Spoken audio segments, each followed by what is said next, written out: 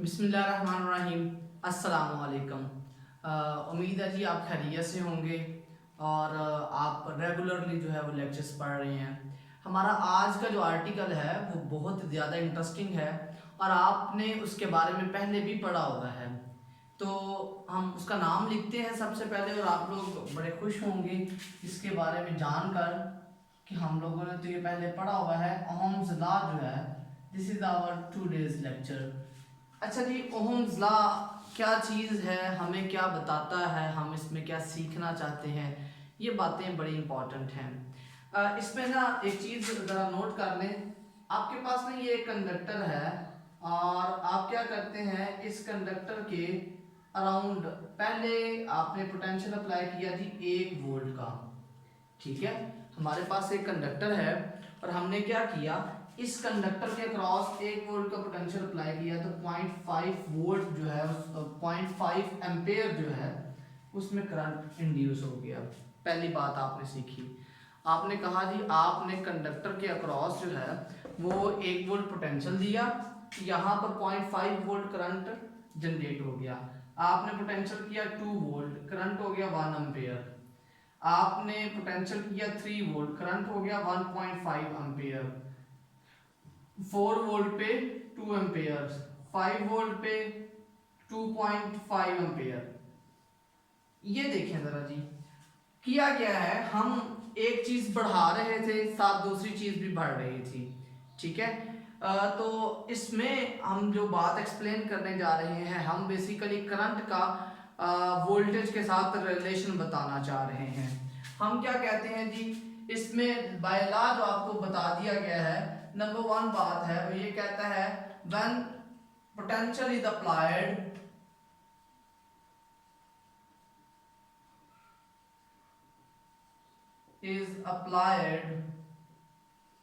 across the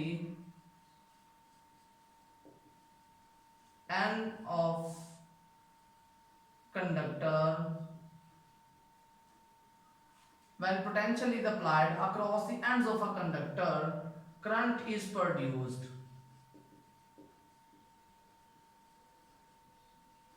ये बात बड़ी सिंपल सी है।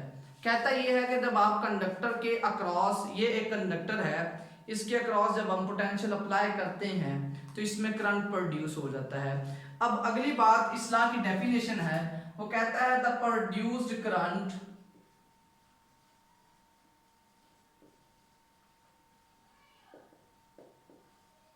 is directly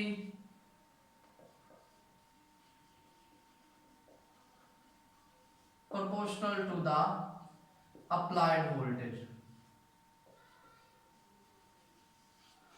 तो हमने जो करंट प्रोड्यूस हुआ था आपके कंडक्टर में वो बेसिकली डायरेक्टली प्रोपोर्शनल होता है आपके अप्लाइड वोल्टेज के। यहाँ पर जो बात इंपॉर्टेंट है वो भी ध्यान में रखें, इसकी कुछ लिमिटेशंस होती हैं हर लॉ की, इसकी लिमिटेशंस भी हैं। वो लिमिटेशंस क्या है, आपकी फिजिकल स्टेट चेंज ना हो। Physical state remain same. अब फिजिकल स्टेट में कौन कौन सी चीजें आ जाती हैं, इसका कलर आ जाता है, डेंसिटी आ जाती है, शेप आ जाती है और टेम्परेचर आ जाता है।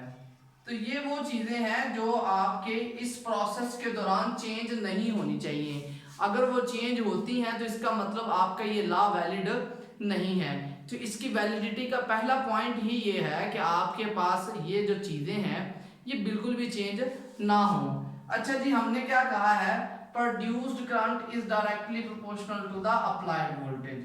तो I is directly proportional to the V, यहां पर लिखेंगे V is proportional to the I। वैसे मैथमेटिकली ये चीज हम एक्सेप्ट नहीं करते, लेकिन आपके लेवल तक उन्होंने कहा हुआ है कि R दिस इज इक्वल। वैसे अगर इसकी डिटेल में जाएं तो इंडियन बुक्स जो हैं वो थोड़ा सा डिफरेंट लिटरेचर रखती हैं, तो हम उस लिटरेचर के बारे में भी आगे जाके फर्दर डिस्कस करेंगे। तो यहाँ पर हम बुक को फॉलो करते हुए लिखते हैं कि V is proportional to the I, और यहाँ आपके पास इस प्रोपोर्शनलिटी साइन को खत्म करने पर एक कांस्टेंट आता है जिसे हम कहते हैं रेजिस्टेंस।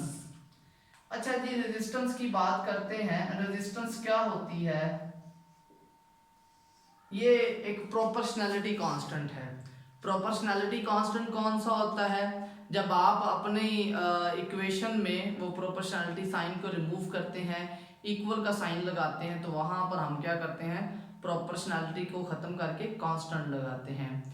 कुछ जगहों पे हम कहते हैं यूनिवर्सल कांस्टेंट्स आते हैं, और कुछ जगहों पे आपके जो कांस्टेंट्स होते हैं वो डिफरेंट हो सकते हैं, जो हर एक एक्सपेरिमेंट में चेंज हो सकते हैं। अच्छा जी, रेजिस्टेंस की बात करते हैं, ये क्या होता है? इसको आप लिखते हैं जी opposition in flow of charges is called as resistance. Charges के फ्लो में जो ऑपोजिशन होती है उसको हम कहते हैं रेजिस्टेंस। ठीक हो गया? क्या मुराद है इससे? इससे मुराद ये है कि आपके पास ये जो है आपका कंडक्टर है, इसमें फ्री इलेक्ट्रॉन्स हैं। अच्छा जी, ये जो फ्री इलेक्ट्रॉन्स हैं, अब एक इलेक्ट्रॉन ने यहां से मूव करना है, वो इससे टकरा के जा सकता है। मतलब इस इलेक्ट्रॉन को इस मटेरियल में से गुजरने के लिए जो ऑपोजिशन ऑफर होंगी वो क्या कहलाती हैं? उसकी रेजिस्टेंस कहलाती हैं। इसके फैक्टर की अगर हम बात करते हैं, फैक्टर इफेक्टिंग आर, तो वो देख लेते हैं जी कौन कौन से होते हैं। पहली बात वो जो कह रहा है, वो बात कर रहा है जी नेचर ऑफ मीडियम। रेजिस्टेंस जो होती है वो हमारे मीडियम्स पे डिपेंड करती है। आयरन के लिए इसकी वैल्यू कुछ और होगी, कॉपर के लिए इसकी कुछ वैल्यू और होगी, एल्यूमिनियम के लिए इसकी कुछ वैल्यू और होगी।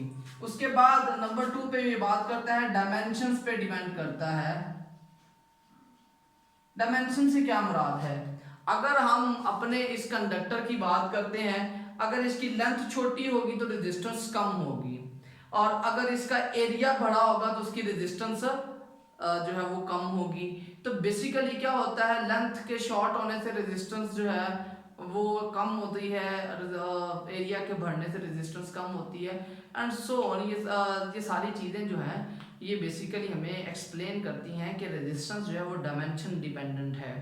आप इसकी जो है लेंथ या एरिया, थिकनेस, ये चीज़ों को चेंज करके रेजिस्टेंस की वैल्यू को चेंज कर सकते हैं।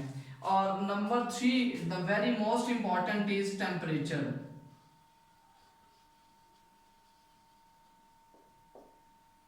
टेम्परेचर क्या होता है जी? टेम्परेचर, हमें ये बात पता है कि जो एटम्स होते हैं वो बेसिकली थर्मली वाइब्रेट कर रहे होते हैं। अब अगर ये एक एटम वाइब्रेट कर रहा है और मैंने यहाँ से इलेक्ट्रॉन गुजारना है, तो इसकी वाइब्रेशंस में से उसको गुजारना है ना। अगर आपका वो जो इलेक्ट्रॉन है उसकी वाइब्रेशंस, एटम्स की वाइब्रेशंस बहुत ज़्यादा होंगी, तो हम कहेंगे कि इलेक्ट्रॉन तो पास आउट नहीं हो सकता। तो इलेक्ट्रॉन्स को पास करने के लिए हमें क्या करना पड़ता है? We have to do some work. हमें कुछ ना कुछ वर्क जो है वो करना पड़ता है। वो बेसिकली जो वाइब्रेशंस हैं वो टेम्परेचर की वजह से बढ़ती हैं, तो वो वाइब्रेशंस के बढ़ने से आपके इलेक्ट्रॉन्स जो हैं उनको गुजरने में भी जो मुश्किल दरपेश हो सकती है। अच्छा जी, यहाँ तक हमारे पास आ जाती थी इसकी एक्सप्लेनेशन। आगे बात करते हैं जी, हमारे पास दो तरह की डिवाइसेस होती हैं। एक होती हैं ओहमिक डिवाइसेस और दूसरी होती हैं जी नॉन ओहमिक डिवाइसेस।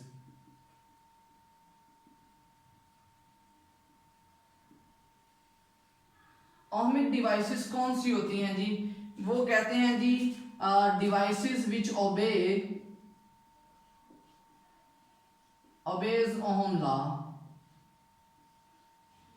जो डिवाइसेस आपके ओहम्स लॉ को ओबे करती हैं उन्हें हम कहते हैं कि वो ओहमिक डिवाइसेस हैं, और which do not obey Ohm's law are known as non ohmic devices. जो डिवाइसेस आपके ओहम्स लॉ को ओबे नहीं करती वो क्या कहलाती हैं? नॉन ओहमिक डिवाइसेस कहलाती हैं। तो हमारा कंसर्न यहाँ पर ओहमिक और नॉन ओहमिक डिवाइसेस के बारे में डिस्कस करना है। हम क्या करते हैं जी, यहाँ पर एक ग्राफ बना लेते हैं। ग्राफ में एक आपका वर्टेक्स होता है और एक जो है वो ऑर्डिनेट होता है।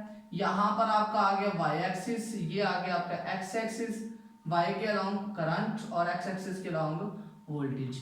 अच्छा जी, कहता ये है कि जो आपकी होती हैं ओमिक डिवाइसेस, उनका ग्राफ जो आता है वो स्ट्रेट लाइन आता है। स्ट्रेट लाइन ग्राफ जो है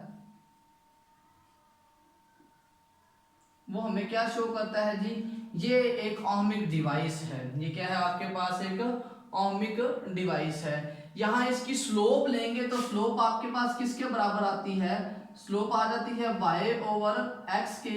y पे करंट चेंज हो रहा है और x पे आपके पास वोल्टेज। तो आपके पास जो स्लोप लेंगे वो बेसिकली किसके बराबर आ जाती है, 1 ओवर r के इक्विवेलेंट आ जाती है। 1 ओवर r को भी हम यहाँ पर लिख सकते हैं जी, दिस इज कंडक्टेंस। तो आपके पास वोल्टेज, करंट और वोल्टेज का जो ग्राफ होता है वो हमें क्या बताता है, कंडक्टेंस के बारे में इंफॉर्मेशन देता है। कंडक्टेंस क्या होती है, ये किसी भी बॉडी में से करंट गुजरने की सलाहियत है। यहाँ पर अगर ये ऑपोजिशन है तो ये करंट को पास आउट करने की सलाहियत है। तो इसे हम क्या कहते हैं, इसे हम बोलते हैं कंडक्टेंस। अच्छा जी, नॉन ओमिक डिवाइसेस कौन सी होती हैं, ये बेसिकली वो डिवाइसेस हैं जो ओम्स लॉ को ओबे नहीं करती। ठीक हो गया जी, यहां पर ये आ गया।